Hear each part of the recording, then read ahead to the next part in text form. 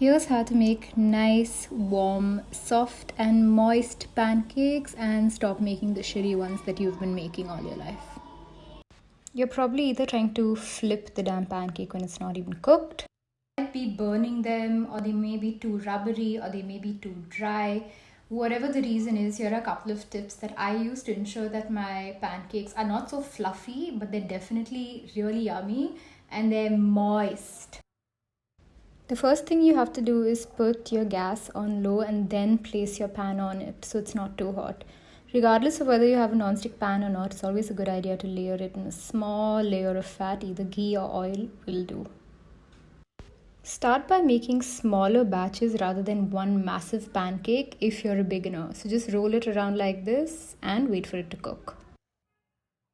You can make one massive pancake because no one has time in life in general, but make sure you cover it as soon as you put it on.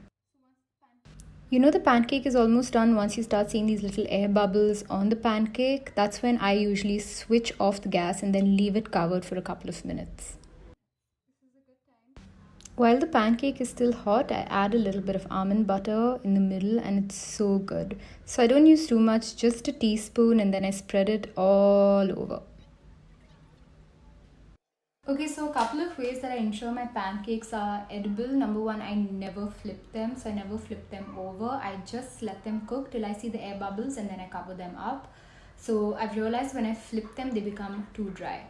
Number two, if you do not have a blender or if you feel like your pancakes are too dry, stop blending them together.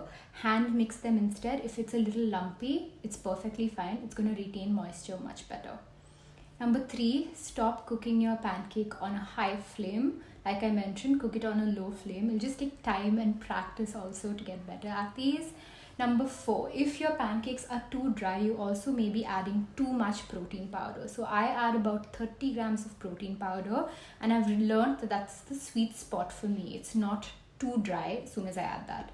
Another trick to make it a little more moist is to add a banana that's a little extra ripe, so that way it is much sweeter as well and it's not so dry. If you're wondering why my hair is like this the entire time, I got a pimple, so I was just trying to cover that up, but even makeup didn't help, so